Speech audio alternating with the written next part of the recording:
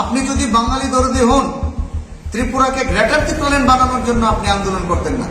উনার প্রত্যেকটা কথা মিথ্যা। প্রত্যুত বলছেন যে ত্রিপুরায় উপজাতিরা শোষিত, লাঞ্ছিত, বঞ্চিত। উনার প্রত্যেকটা কথা মিথ্যা। উনি ট্রাইবেলদের ব্রেন ওয়াশ করে, আই ওয়াশ করছে, মিথ্যা কথা বলে সহজ সরল মানুষের মাথা নষ্ট করে নির্বাচন গাইতে চাইছেন। আপনি ব্রু রিয়াংদের পুনর্বাসনের জন্য আপনি অনেক আন্দোলন করেছেন, অনেক পরিশ্রম করেছেন। অন্যদিকে লক্ষ লক্ষ ত্রিপুরার ভূমিপুত্র বাঙালিরা যে উদ্বাস্ত হয়েছে, তাদের পুনর্বাসনের জন্য তো কোনোদিন আপনাকে কোনো আন্দোলন করতে দেখিনি আমরা। নমস্কার। গতকালকে অর্থাৎ 15/3/2022 বাঙালি জনজাগরণ মঞ্চ নামে একটা সামাজিক সংগঠন প্রেস মিট করে ত্রিপুরা মথার সুপ্রিমো তথা মহারাজকে বারবার মিথ্যাবাদী আখ্যায়িত করে বিভিন্নভাবে কটাক্ষ করেছেন, সেটাকে আমি ব্যক্তিগতভাবে নিন্দা জানাই। উনি বলেছেন মহারাজ নাকি বাঙালি দরদি নয়, অর্থাৎ পরোক্ষভাবে উনি এটাই বলতে চেয়েছেন মহারাজ বাঙালি বিদ্বেষী। নির্বাচনের আগেও এই মঞ্চ থেকে বিভিন্নভাবে মহারাজকে কটাক্ষ করে ত্রিপুরাবাসীর সামনে বাঙালি বিদ্বেষী বলেই উপস্থাপন করতে চেয়েছেন। সারা ত্রিপুরা রাজ্যের মানুষের কাছে মহারাজকে কালিমালিপ্ত করার জন্য বারবার চেষ্টা চালিয়ে যাচ্ছেন এই মঞ্চ। বাঙালি দরদি নয়, এর জবাবে আমি এটাই বলবো, লক্ষ লক্ষ শরণার্থী বাংলাদেশ থেকে যখন বিতাড়িত হয়ে ত্রিপুরাতে আশ্রয়হীন হয়ে পড়েছিল, তখন কে আশ্রয় দান করেছেন? আপনাকে সেটা ভুলে গেছেন ইতিহাসটা? কৃতজ্ঞ স্বীকার করতে চাইনি। আপনার কি ইতিহাস ভুলে গেছে? কাঞ্চনপুরে ষষ্ঠী সমিতির মাধ্যমে জমিদান কে করেছেন? এটা কি বাঙালি দরদির দৃষ্টান্ত নয়?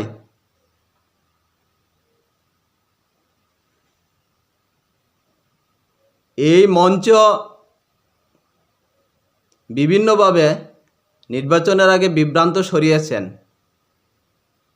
এদেশিতে ত্রিপুরা মতো সরকার আসলেই এদেশিতে বসবাসকারী বাঙালিরা থাকতে পারবেন না, বিভিন্নভাবে অত্যাচার করা হবে, রাজ্যে অশান্তির বাতাবরণ তৈরি হবে, অশান্তির পরিবেশ সৃষ্টি হবে, এই ধরনের আশঙ্কার একটা বীজ বপন করেছেন এই মঞ্চ। আমি এর জবাবে এটাই বলবো, আজ আপনারা নিশ্চয় দেখেছেন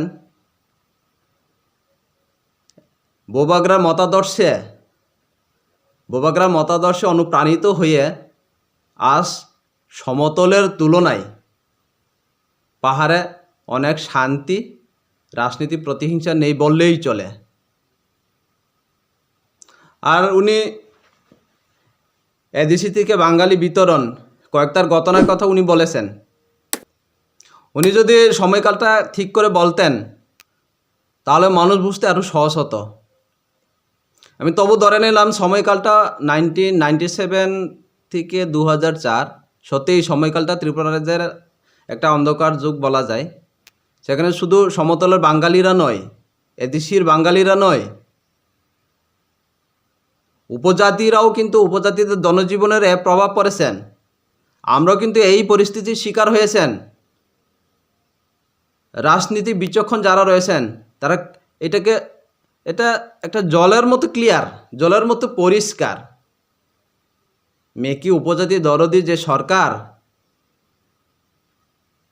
রাজনীতি চরিতার্থ করার জন্য এই পরিস্থিতি তৈরি করেছেন, সেই ঘটনার সাথে আজকের পরিস্থিতিকে অপ্রাসঙ্গিকভাবে জড়িয়ে মহারাজের বাদমূর্তিকে নষ্ট করতে চেষ্টা করবেন না, তাহলে আমরা আর চুপ করে বসে থাকবো না।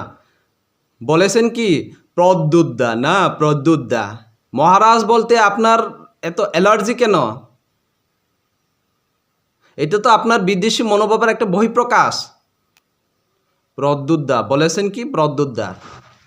আর উনি প্রশ্ন করেছেন কি, ব্রু শরণার্থীদের জন্য মহারাজ অনেক কষ্ট করেছেন, কিন্তু লক্ষ লক্ষ বাঙালি উদ্বাস্তুদের জন্য কোনো কথা বলেননি।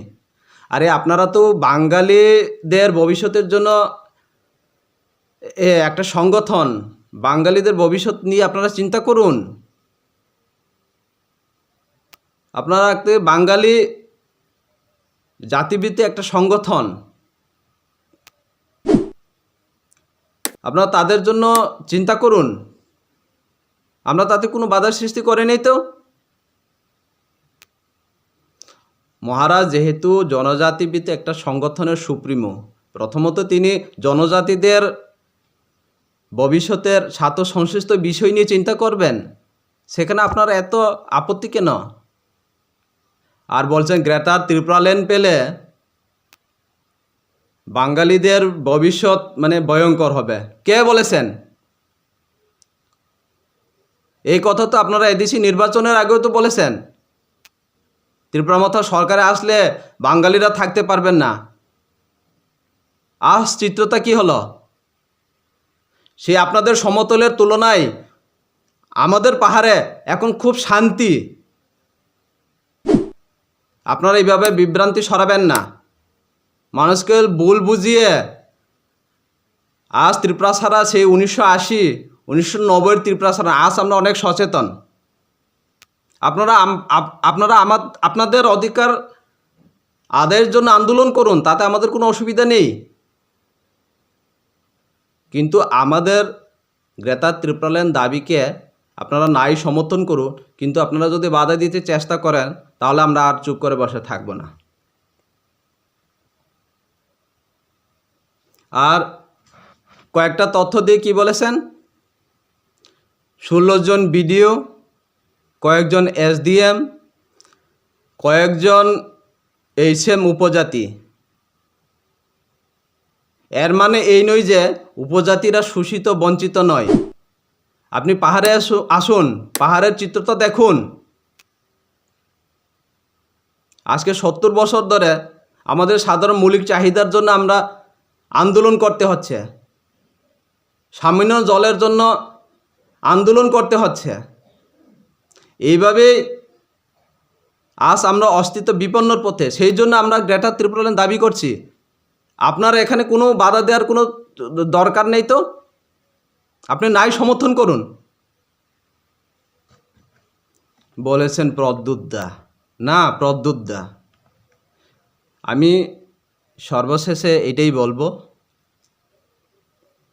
আপনারা গ্রেটার ত্রিপুরাল্যান্ডকে নাই সমর্থন করুন, তবু আপনারা বাধা দিতে চেষ্টা করবেন না, বরং এটাকে সমর্থন করে আমাদের মহারাজার হাতকে শক্ত করুন, রাজ্যের শান্তি সম্প্রীতি বজায় রাখার চেষ্টা করুন, অযথা বিভ্রান্তি সরাবেন না। গ্রেটার ত্রিপুরাল্যান্ডকে সমর্থন করে রাজ পরিবারের যে ঋণ, সেটাকে আপনারা পরিশোধ করতে চেষ্টা করুন। আমি করজোর করে অনুরোধ করছি, এই কৃতজ্ঞতা আপনারা অস্বীকার করবেন না। নমস্কার।